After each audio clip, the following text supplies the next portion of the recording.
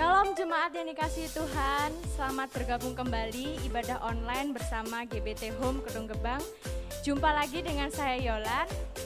Sebelum ibadah kami ingin menginformasikan beberapa informasi seputar kegiatan GBT Home Kedung Gebang. Yang pertama, ibadah onsite dilaksanakan setiap hari Minggu pukul 6:30 pagi yang tentunya tetap mematuhi protokol kesehatan dan dapat disaksikan secara live pada akun Instagram Ermit Junaidi. Yang kedua, ibadah online ditayangkan di channel YouTube GBT Home Kedung Gebang setiap hari Minggu pukul 7 pagi. Dan yang ketiga, ibadah youth dilaksanakan setiap hari Sabtu secara onsite setiap hari Sabtu jam 5:30 sore. Dan sebentar ibadah akan dimulai, mari kita semua siapkan hati dan pikiran agar kita boleh merasakan hadirat Tuhan secara pribadi. Selamat beribadah, Tuhan Yesus memberkati.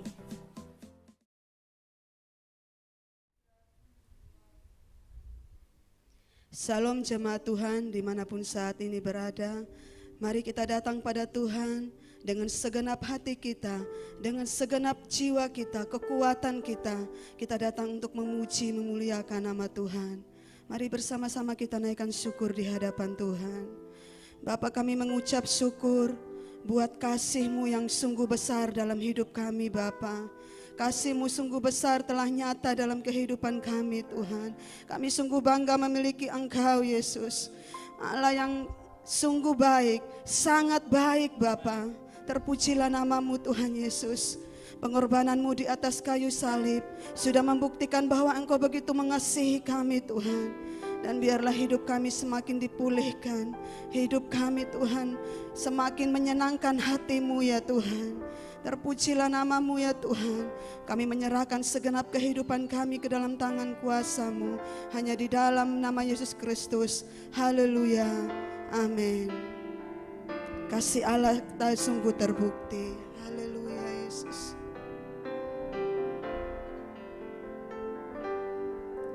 Kasih Allahku sungguh telah terbukti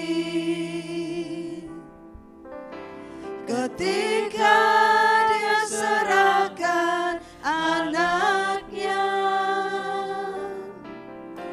Kasih Allah mau berkorban bagi kau dan aku. Tak ada kasih seperti kasih-Mu. Kasih Allahku sungguh telah terbukti. Kasih Allahku sungguh telah terbukti ketika Dia serahkan anaknya. Kasih Allah mau berkorban bagi kau dan aku. Tak ada kasih seperti kasih-Mu. Bersyukur, bersyukur, bersyukur, bersyukurlah, bersyukur karena kasih setia-Mu. Ku sembah, ku sembah, ku sembah dan ku sembah. Selama hidupku ku sembah Kau Tuhan. Haleluya Yesus. Kasih Allahku sungguh telah terbukti ketika Dia menyerahkan anaknya yang tunggal. Dia serahkan anaknya. Kasih Allah mau berkorban bagi kau dan aku. Tak ada kasih seperti kasih-Mu.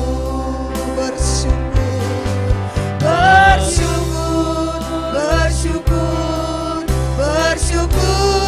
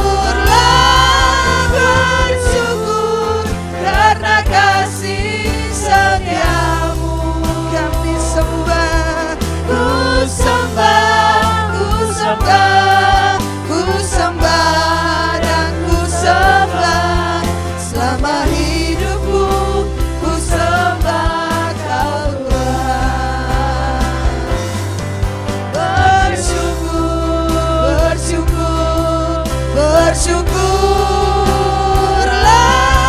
bersyukur karena kasih setiamu. Ku sembah, ku sembah, ku sembah dan ku sembah. Selama hidupku ku sembah Kau Tuhan. Selama hidupku ku sembah Kau Tuhan. Selama hidupku ku sembah Kau Tuhan. Mari sembah. Haleluya. Selamanya Tuhan.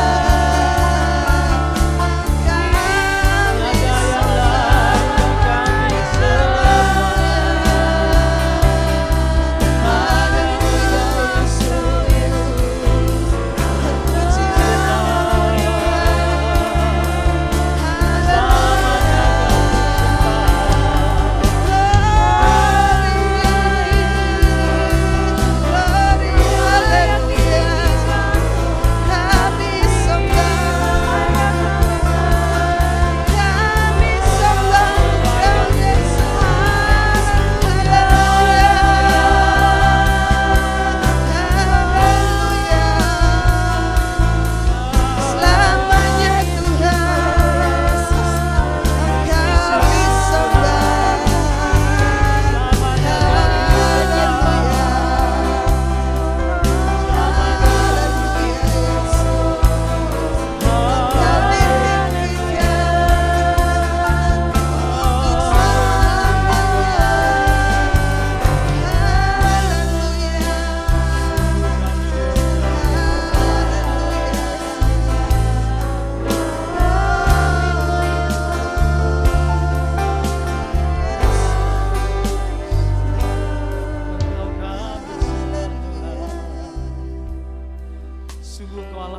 biasa bagi kami. Engkau selalu berada di tengah-tengah hidup kami, Tuhan. Engkau selalu ada di sekeliling kami dan kami percaya itu. Engkau selalu beserta di sepanjang kehidupan kami. Sesuai dengan firman-Mu berkata, Engkau senantiasa beserta kami, Bapa. Terima kasih Tuhan Yesus. Terima kasih Bapa. Biarlah hidup kami terus-menerus memuji Engkau, menyembah Engkau. Sebab Kau Allah yang layak dipuji dan layak disembah. Terima kasih Bapa. Terima kasih Tuhan Yesus. Haleluya. Haleluya.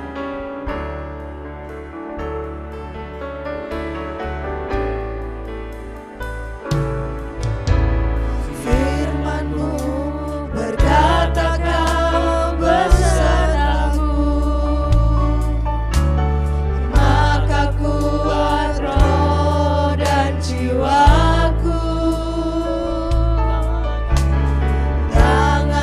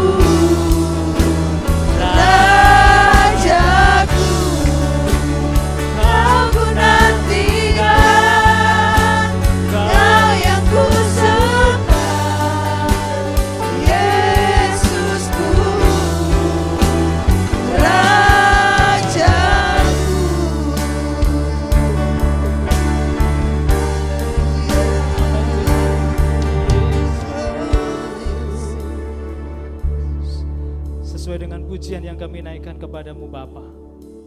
Kami selalu berserah dan berharap kepada Engkau, sebab Engkau kekuatan di dalam hidup kami.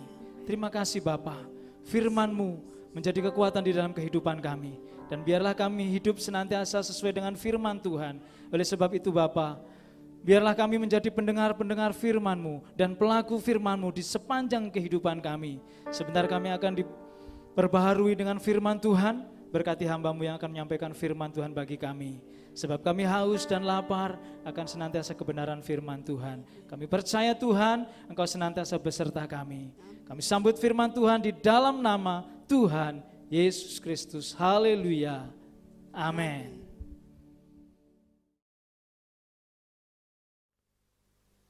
Shalom Bapak Ibu sekalian yang dikasihi Tuhan Yesus Kristus. Damai sejahtera dan sukacita ada pada kita semuanya.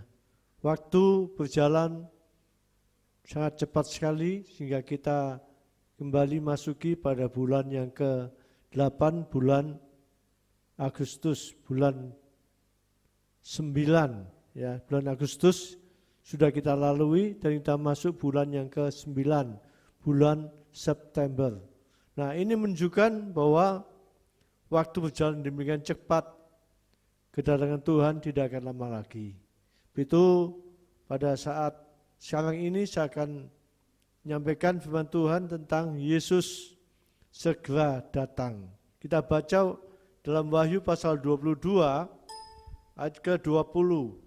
Wahyu pasal 22 ayat ke-20 saya bacakan demikian. Ia yang memberi kesaksian tentang semuanya ini berfirman, ya, aku datang segera. Amin. Datanglah Tuhan Yesus. Ini Wahyu ditulis tahun 90-an. Ya. Dan saat itu Rasul Yohanes ada di Pulau Patmos karena dia dibuang oleh Kaisar Domitian. Pulau Patmos adalah pulau yang gersang, yang penuh dengan kesusahan. Yohanes mengalami semuanya ini. Itu dalam ayat ini kita tahu bahwa apa yang dikatakan Tuhan Yesus, dikatakan bahwa Yesus akan datang segera. Ya. Nah, kita semuanya sudah mendengar berita tentang kedatangan Tuhan Yesus sudah lama. Puluhan tahun kita sudah mendengarkan. Saat kita kenal Tuhan Yesus, saat kita mendengarkan firman Tuhan, saat kita membaca firman Tuhan, kita tahu bahwa janji Tuhan, janji buat kita sekalian, Dia akan datang untuk menjemput kita sekalian. Tapi sampai sekarang ini kenapa kok belum datang? Bukan berarti Tuhan Yesus itu ngapusi atau berdusta, tidak. Dan kita akan lihat di sini 2 Petrus pasal 3:9, kita baca 2 Petrus pasal 3 ayat 9 dikatakan demikian.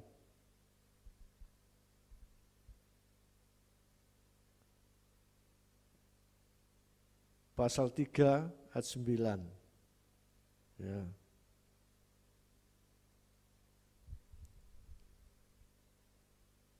Demikian firman Tuhan.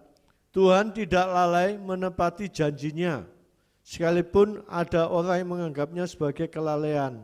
Tapi Ia sabar terhadap kamu, karena Ia menghendaki supaya jangan ada yang binasa, melainkan supaya semua orang berbalik dan bertobat.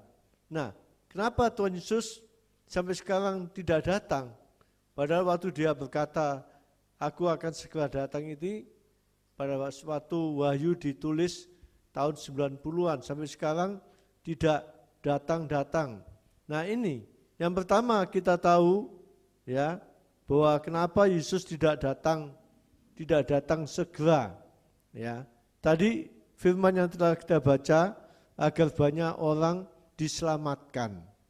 Coba kalau Tuhan Yesus datang itu tahun 60, tahun 70, banyak orang yang binasa, belum kenal Tuhan, belum bertobat ya kepada Tuhan Yesus.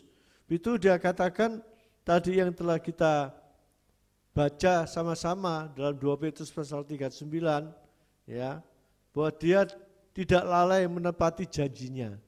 Jadi Tuhan itu tidak pelupa apa yang dia katakan, bahwa dia berjanji akan datang kembali untuk menjemput kita semuanya, dan itu pasti akan terjadi, ya. Nah, tapi kenapa tidak akan datang-datang Tuhan Yesus? Karena Tuhan Yesus menghendaki supaya banyak orang dapat diselamatkan. Banyak orang percaya kepada Tuhan Yesus. Banyak orang melakukan kebenaran. Puji Tuhan. Ya. Nah, dan yang kedua, kita akan lihat sini ya, dalam Matius pasal 24 ayat 14 dikatakan di sini, karena Injil belum diberitakan sampai ke seluruh dunia, ke ujung dunia, ya. Nah, ayat ini dikatakan kalau Injil itu sudah diberitakan sampai ke ujung dunia, semuanya mendengarkan firman Tuhan, mungkin itu baik lewat online, lewat radio, ya, atau itu langsung dia mendengar perkataan dari sesama manusia, ya, baru dia akan datang. Nah, ini jadi banyak orang yang belum memberitakan Injil, belum mendengar Injil. Itu buat kita sekalian, gereja-gereja Tuhan, orang yang percaya pada Tuhan, selama kesempatan masih ada ini, biarlah kita mau sama-sama memberitakan firman Tuhan. Kita beritakan kemana kita saja berada, kita beritakan firman Tuhan, supaya banyak orang percaya kepada Tuhan Yesus, banyak orang bertobat, banyak orang hidup melakukan kebenaran, hidup dalam kebenaran. Nah ini, ya, jadi tadi yang kita telah baca firman Tuhan, itu sebabnya Tuhan Yesus tidak datang, segera datang. Nah, lalu kita akan lihat sini tanda-tanda tentang kedatangan Tuhan. Tadi dikatakan bahwa Yesus akan datang segera. Ya. Nah ini, nah kedatangan Tuhan Yesus itu disertai dengan tanda-tanda. Ya, di sini saya ambil hanya beberapa bagian saja, tidak semuanya. Kalau semuanya itu banyak tanda-tanda tentang kedatangan Tuhan. Ya, nah itu yang pertama kalau kita baca dalam Injil Lukas pasal 17, ya. Lukas pasal 17, di sini kita baca ayat yang ke-26 sampai 28. 26 sampai 28, demikian firman Tuhan.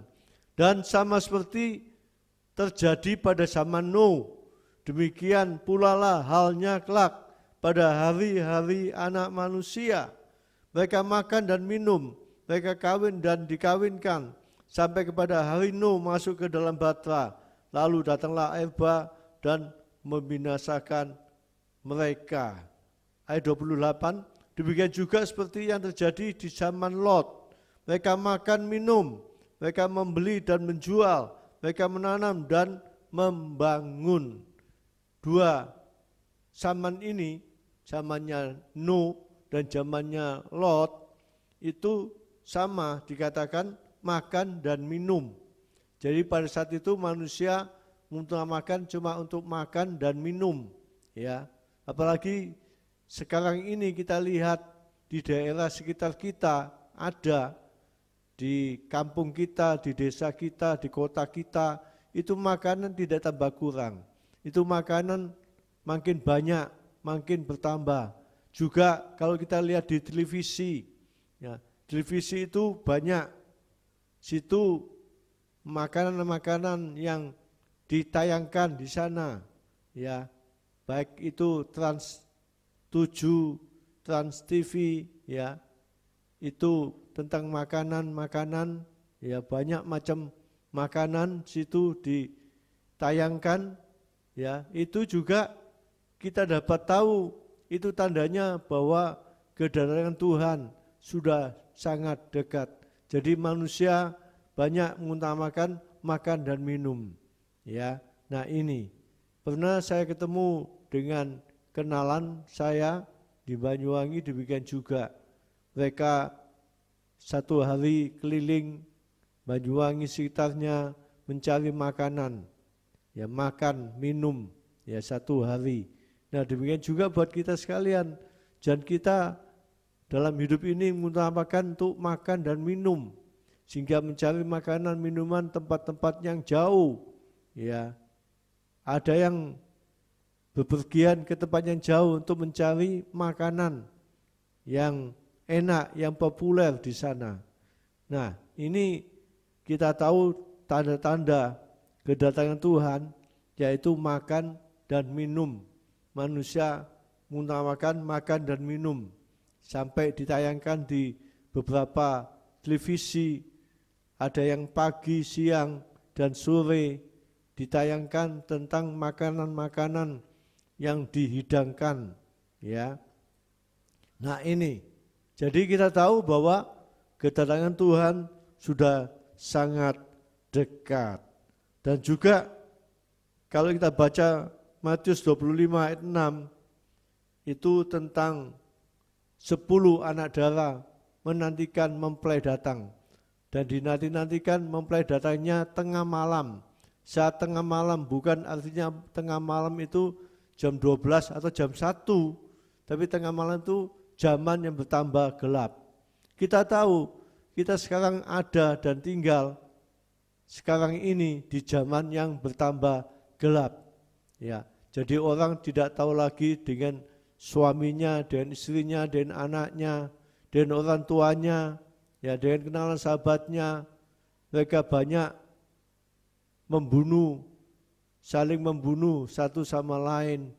Nah ini menunjukkan bahwa zaman yang ada pada kita ini adalah zaman yang bertambah gelap.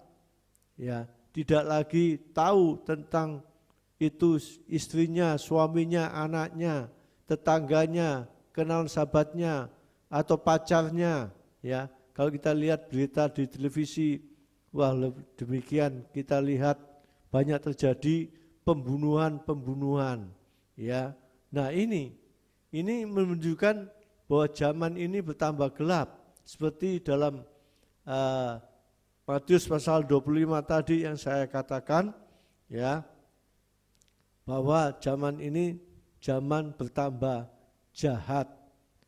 Jadi manusia itu lebih menyukai kegelapan daripada terang, dalam Yohanes pasal 3 ayat ke-19. Nah ini, ya. Nah lalu tadi dikatakan, ya aku datang segera. Lalu ada perkataan amin.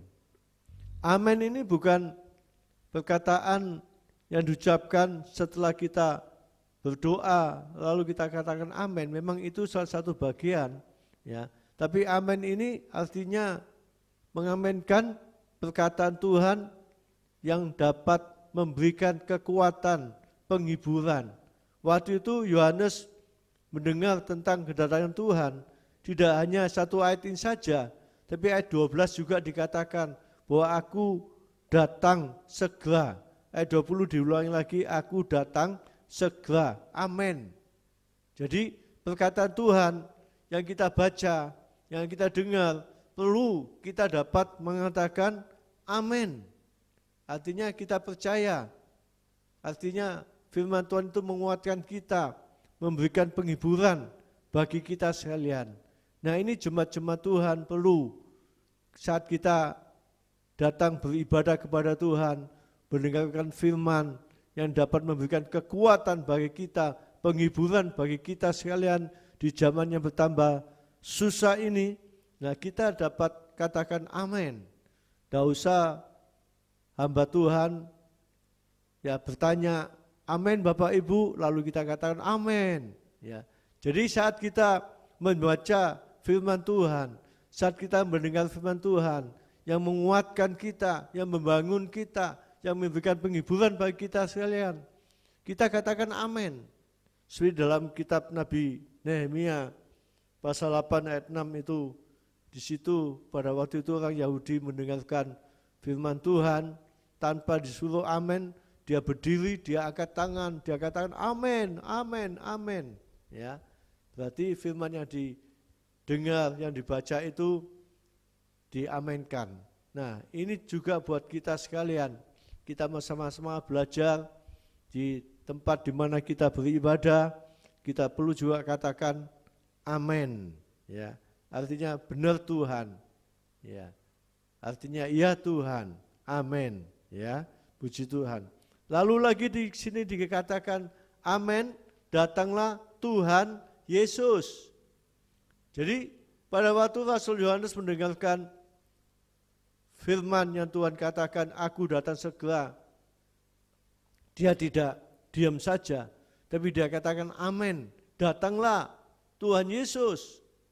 Nah, ya ini, jadi kalau kita saat mendengarkan berita firman Tuhan, yang kita dengar, yang kita baca tentang kedatangan Tuhan, dapat kita katakan datanglah Tuhan Yesus. Itu artinya kita siap, sedia, ya. Sebab Yesus datang itu mengakhiri semuanya, kesusahan, sakit penyakit, ya, semuanya akan kita tinggalkan, kita akan akhiri, dan kita bersama dengan Tuhan di atas awan-awan yang permai, ya, di tempat yang penuh dengan sukacita. Kedatangan Tuhan ini membuat kita sukacita bertemu dengan Tuhan, dan kita tanggalkan semuanya itu, sakit penyakit, segala kesusahan, masalah, persoalan yang kita hadapi, dapat kita tanggalkan semuanya. Seperti Rasul Yohanes mengatakan, datanglah Tuhan Yesus. Artinya bahwa Rasul Yohanes sudah mempersiapkan dirinya, ya, untuk menyambut kedatangan Tuhan yang kedua kali. Saat itu Rasul Yohanes ada di Pulau Patmos, pulau yang penuh dengan susahan, penuh dengan tempat yang gersang, ya, tidak ada apa-apa sana, dibuang oleh Kaisar Domitian, dia ada di sana. Nah, itu dia katakan datanglah Tuhan Yesus. Begitu juga buat kita sekalian, saat kita membaca, mendengar firman tentang kedatangan Tuhan, sama juga kita seperti Rasul Yohanes, kita dapat katakan datanglah Tuhan Yesus. Artinya kita sudah siap, sedia. Ya, seperti 10 anak darah yang tadi saya katakan, ada 5 bijaksana, ada 5 yang bodoh. 5 yang bijaksana, dia mempersiapkan pelitanya dan diisi dengan minyak. Dan 5 yang bodoh, itu tidak menyiapkan minyaknya, sehingga lampu yang dinyalakan kalau tanpa ada minyak, itu dia akan mati. Dan nyatanya di situ mempelai yang ditunggu-tunggu tidak datang-datang, datangnya tengah malam. Datangnya tengah malam, ya. Nah, ini. Jadi yang sudah siap sedia dapat mengiring bersama dengan mempelai masuk ke dalam pesta pernikahan. Nah, begitu buat kita sekalian. Kita juga harus siapkan minyak. Minyak yaitu Roh Kudus. Kita penuh dengan Roh Kudus dalam kehidupan kita. Dan lampu artinya terang. Terang itu selalu menyala dalam perjalanan hidup kita, agar kita dapat tetap terus hidup dalam terangnya Tuhan Yesus. Puji Tuhan. Ya, di sini. Jadi kita tahu bahwa kedatangan Tuhan itu tidak diduga, tidak disangka-sangka, tidak memberitahukan tanggalnya, bulannya, tahunnya berapa dia datang, dan jamnya pun tidak diberitahu oleh Tuhan. Suatu waktu dia akan datang menjemput kita sekalian. Yang penting kita semuanya telah siap sedia. Puji Tuhan. Dan kita lihat lagi, bukan siap sedia saja, tapi juga berjaga-jaga. Orang yang jaga itu artinya tidak tidur. Dia siuman, dia bangun. Juga buat kita sekalian, jangan kita tidur menghadapi zaman yang bertambah gelap ini. kita perlu bangun dari tidur kita sekalian, ya, tidur secara rohani, kita bangun, ya, kita bersiap, sedia dan jaga-jaga. Dan yang terakhir dikatakan sini, ya, kita harus siap menantikan dan mempercepat kedatangan Tuhan. Kita harus siap, ya, berjaga-jaga, menantikan dan mempercepat kedatangan Tuhan. Nah, itu dalam 2 Petrus pasal 3 ayat 11 sampai 12, itu artinya kita harus hidup suci dan saleh. Nah, ini berarti kita mempersiapkan diri kita dan mempercepat kedatangan Tuhan Yesus dan hidup dalam kebenaran, ya. Dalam 2 Petrus pasal 3, 13 itu tidak hanya hidup suci dan saleh saja, tapi juga hidup di dalam kebenaran dalam perjalanan kita. Supaya kalau Tuhan Yesus datang, kita sudah siap sedia menantikan kedatangan Tuhan Yesus Kristus. Puji Tuhan, firman Tuhan sampai di sini, biarlah kita semuanya dapat boleh mempersiapkan dan berjaga-jaga menantikan kedatangan Tuhan Yesus Kristus. Puji Tuhan, kita akan sama-sama tundukkan kepala kita akan datang kepada Tuhan. Terima kasih Tuhan buat firman-Mu yang kami sudah dengar bersama saat sekarang ini. Kami tahu bahwa kedatangan-Mu dia akan lama lagi, tanda-tanda zaman yang Tuhan sudah nyatakan bagi kami semuanya. Kami mempersiapkan hidupan kami untuk menantikan kedatangan-Mu. Seperti Rasul Yohanes, dia dapat mengatakan, amin, datanglah Tuhan Yesus. Biar juga buat kami sekalian, ajari kami, sadarkan kami, untuk mempersiapkan diri kami, menyambut kedatangan-Mu yang kedua kali, agar kami tidak seorang pun tertinggal di dalam dunia ini, melainkan kami semua dapat terangkat bersama Tuhan di atas awan-awan yang permai. Terima kasih Tuhan Yesus, terima kasih berkati anak-anak-Mu yang sudah ikut dalam acara ibadah online saat sekarang ini. Engkau berkati pekerjaannya, rumah tangganya, kesehatannya, anak-anak cucunya, berkati semuanya, berkati pelayanannya, berkati rohaninya, semakin tambah-tambah di dalam Tuhan Yesus Kristus. Terima kasih Tuhan, terima kasih Yesus, terima kasih. Kami sudah berdoa dan kami balaskan doa kami satu nama, dalam nama Tuhan Yesus Kristus. Haleluya. Amin.